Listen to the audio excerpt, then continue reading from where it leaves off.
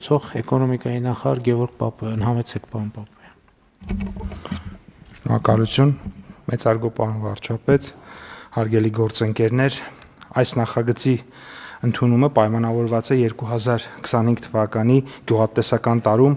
գյուղատնտեսության ոլորտում ապահովագրական համակարգի ներդրման փորձնական ծրագրի իրականացման ապահովման անհրաժեշտությամբ։ Նախ նշեմ, որ ծրագրի մշակման աշխատանքներում ներգրավված են եղել ոչ միայն էկոնոմիկայի նախարարությունը, այլև կենտրոնական բանկը, գյուղապահովագրության հիմնադրամը եւ Հայաստանում գործունեություն ծավալող ապահովագրական ընկերությունների հետ ենք իհարկե աշխատանք իրականացրել, որովհետեւ մեծ հաշվով հողի վրա իրենք հենց պետք է իրականացնեն այդ ապահովագրությունը։ Գյուղատնտեսության ապահովագրության ծրագրում արդեն իսկ հայտնի է, սրա մասին խոսել ենք, առաջացել էին մի շարք խնդիրներ, որոնք կապված էին վնասաբերության բարձր մակարդակի, վերահապահովագրական կազմակերպության հայկական շուկայի ելքի եւ KfW կողմից համաֆինանսավորման հետ։ Եվ քանի որ գյուղատնտեսության ապահովագրության ոլորտում վերահապահովագրական կազմակերպությունը վնասաբերության շատ բարձր մակարդակ է ունեցել եւ դուրս էր եկել հայկական շուկայից, ինչպես 24 թվականին, նախորդ տարի այնպես էլ 25 թվականին գյուղացիական տնտեսությունների ապահովագրությունը հասանելի դարձնելու համար Հայաստանի Հանրապետության կառավարությունը ինչպես 24-ին էր իր վրա վերցրել, այնպես էլ այս տարի է իր վրա վերցնում ռիսկերի մեղման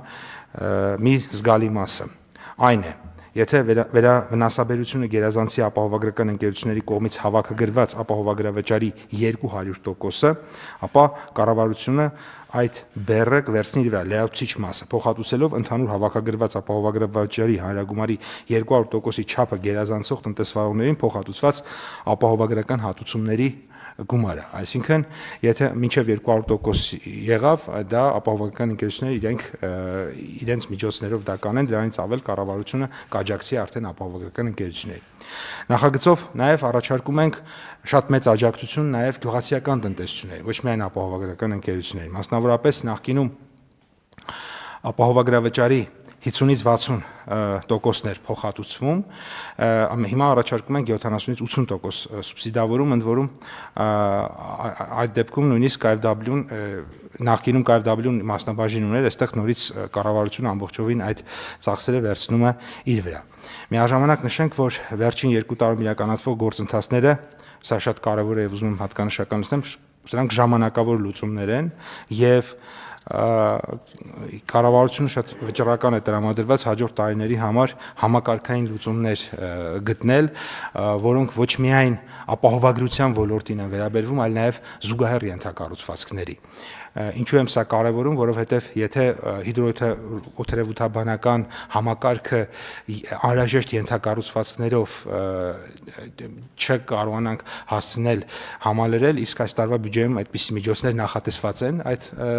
ուղղությամբ, ապա նորից կշարունակի համակարգի ռիսկայնությունը մնալ, որովհետև իրականում այդ գնահատումները հենց սարքերի միջոցով պետք է լինեն, ոչ թե գնահատողական դատողությունների միջոցով։ Այս պահին ծրագրին մասնակցում են 3 ապահովագրական ընկերություններ՝ Ingo-Armenian, Liga Insurance-ը, Silver Insurance-ը, աշխատանքներ ենք տարում, որպեսզի մյուս ընկերությունները եւս հնարավորության դեպքում մասնակցեն։ Որոշակի փոփոխություններ են տեղի ունեցել ապահովագրվող մշակաբույսերի կազմում, եթե նախորդ տարի ծիրանը եւ խաղողը չէինք ապահովագրում, ապա այս տարի կապահովագրենք, կլինեն մշակաբույսեր, որոնց համար բոլոր ռիսկերը հասանելի չեն լինի, մասնավորապես հացահատիկային մշակաբույսերի համար ցորեն, գարի, վարսակ հասանելի կլինի միայն երաշտի ռիսկից ապահովագրությունը։ 25 թվականին կապահովագրվեն 13 մշակաբույս՝ խաղող, ծիրան, դեղց, կարտոֆիլ, սալոր, խնձոր, բալ, կեռաս, ձմերուկ, սեղ, ցորեն, գարի, վարսակ, 4 ռիսկերից՝ կանոնային սրտահարություն, երաշտ, կարոտահարություն եւ հրդեհ։ Հարկ եմ համարում նշել, որ ապահովագրական ընկերությունները ոլորտում արդեն ունեն ձևավորված փորձառություն, որից ելնելով մինչև ապահովագրության պայմանագիր կնքելը առավել հետևողական կլինեն ապահովագրվող տարածքներում տեղազնության իրականացման գործընթացին եւ ապահովագրվող տարածքների ընտրությանը, եւ ուզում եմ սա հատուկ նշել, սա ըստ էության ի օգուտ է մեր տնտեսվարողների, որովհետեւ մեր խնդիրների մի զգալի մասը առաջացել է հենց նման հարցերից, երբ ոչ բարեխիղճ տնտեսվարողների պատճառով ի վերջո բարեխիղճ տնտեսվարողները նաեւ տուժեցին եւ առաջին հերթին տուժեցին, Թերևս այսքանը պարոն վարչապետ մնացածը հարցերի տեսքով կպատասխանեմ։ Շնորհակալ եմ, պարոն Պապոյան, հարգելի գործընկերներ, մենք գյուղատնտեսության ապահովագրության համակարգը սկսեցինք ներդնել 2019 թվականից, եթե չեմ սխալվում, եւ 19-20 թվականին Մեկնարկել է 20-ից։ Շատ լավ։ Ու մեզ թվում էր, թե մենք ինստիտուցիոնալ կարևոր հարց ենք լուծել, եւ իրականում ըստ էության այդպես էլ կար, բայց շատ արագ ի հայտ եկավ խնդրեմ, որ վերաապահովագրող ընկերություններ, այսինքն մեխանիզմը հետեւյալն է, որ տեղական ընկերությունները ապահովագրում են, ապահովագրական վճարներ են հավաքում մեր տեղի տնտեսվարողներից եւ իրենք էլ իրենց ռիսկերը օտարերկրյա որևէ կազմակերպության հետ ապահովագրություն են գնում իրենց հերթին նրանցից։ Եվ ստացվեց այնպես, որ եթե ես տերմինաբանությունը սխալ օգտագործեմ, խնդրում եմ ինձ ուղղել, որ վերաապահովագրող ընկերությունը որոշակի ռիսկեր էր տեսել կամ իր ծախսերի պլանավորած հատվածից չափից ավելի մեծ ծախսեր էր իրականացրել, այդ թվում որոշ անկանոնությունների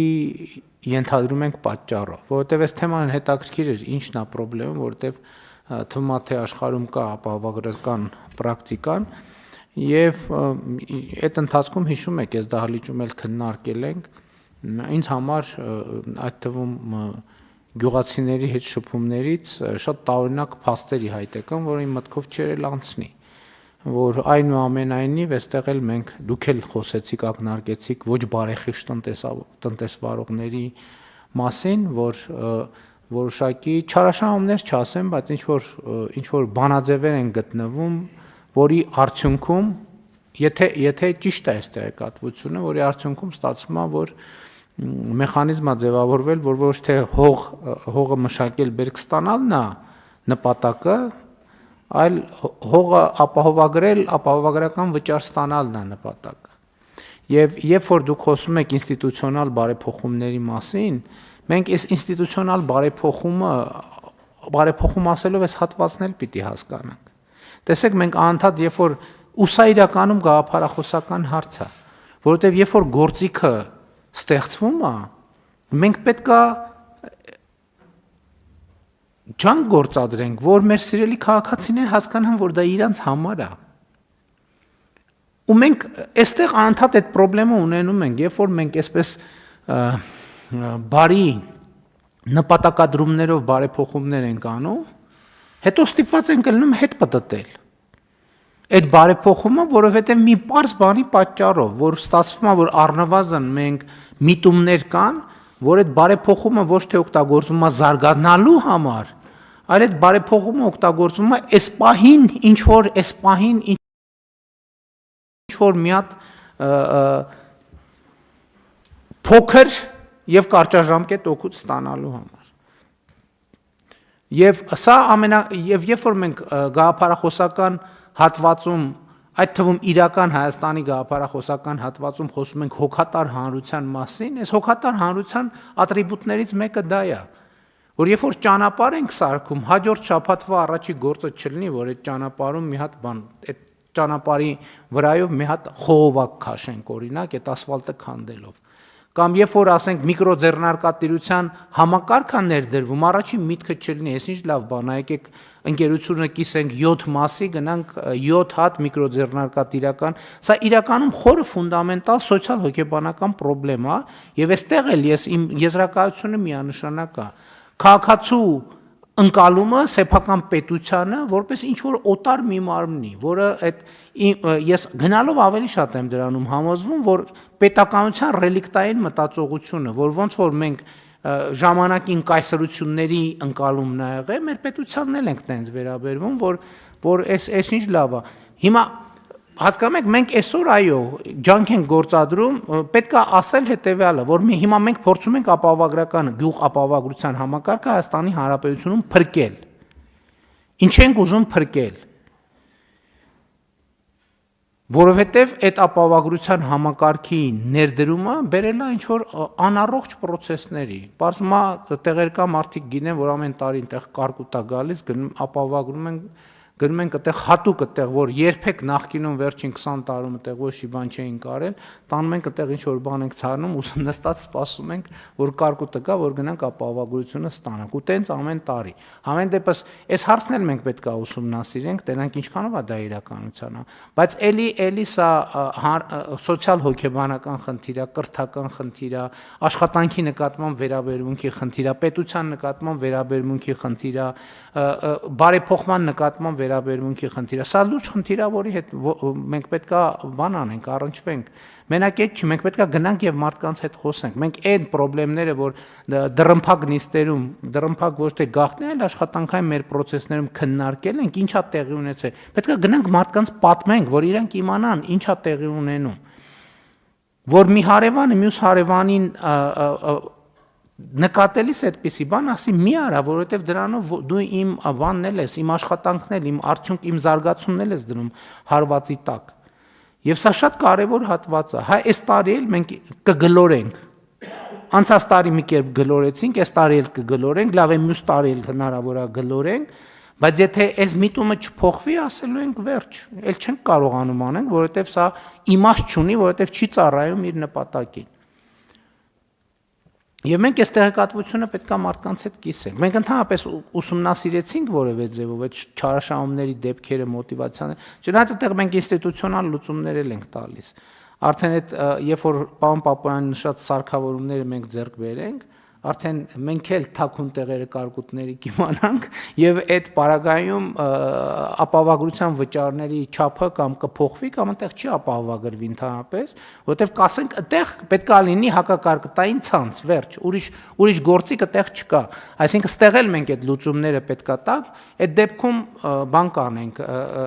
մենք ունենք sense թե նենց ինտենսիվ գյուղատնտեսության ծրագիր, կասենք, որ մենք այդտեղ հակակարկտայինը չենք ապահովագրում,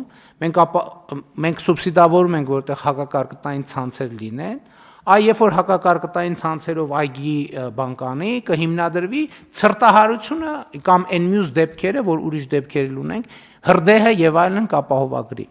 կապահովագրվի։ Այսինքն մենք չպետք է ապավինենք, որ մարդկանց կբացատրենք, իրանք կհասկանան, իհարկե կլինեն, որ կհասկանան, բայց կլինեն, որ առանձնապես հետաքրքրություն չեն ցուցաբերի, բայց այդ ինստիտուցիոնալ լուծումներով մենք կգնանք այդպիսի բաներին, որը նաև մեզ այս համակարգը միջալոց ապահովագրական համակարգը մեզ կօգնի նաև, որ մենք իրականացնենք այն, ինչ որ վաղուց ուզում ենք իրականացնենք, բայց այդպես էլ չենք կարողանում օբյեկտիվ եւ սուբյեկտիվ պատճառներով։ Մասնավորապես գյուղատնտեսական հողերի վրա պետքա մենք պետությունը, կառավարությունը, էկոնոմիկայի նախարարությունը որոշակի նաև ավելի ակտիվ խորհրդատվություն ապահովի գյուղացիներին։ Ասի այս հողում խնդրում ենք խորհրդատրվում ցանել այս եւ այս պետքա կապել իմիջայլոց նաեւ ապահովագրական համակարգի հետ ասել որ այս կատեգորիաների հողում այս պայմաններում մենք ապահովագրում ենք միայն այս դեպքերը այդ որը մեր ապահովագրության համակարգը ավելի կզարգացնի, բայց այստեղ մեզ պետքա կարողությունները զարգացնել, այդ թվում նախարարության պետական կառավարման համակարգի եւ մեզ պետքա թվայնացում իրականացնել եւ մեզ պետքա այդ թվում թվային հարթակում մեր հողերի կատեգորիաները, իրենց մասին տվյալները լրացնել, որ เป զի համակարգը կայանա։ Իհարկե ես տենց ասացի, բայց մենք չպետք է տրամադրվենք այսպիսի բանի, որ 2 տարի կգլորենք, հետո էլ չենք գլորի, 2 տարի կգլորենք, այս ընթացքում էլ պետք է համակարգը ստեղծենք մաքսիմալ արդյունավետ։ Պարոն Թովմասյան, բան ունեիք ասելու համետ։ Շնորհակալություն, մեծարգո վարչապետ, իրականում ձեր խոսքը կարելի է ասել այսպես, որ պետք է կատարել իրական միկրոռեգիոնալ միկրոշրջայնացում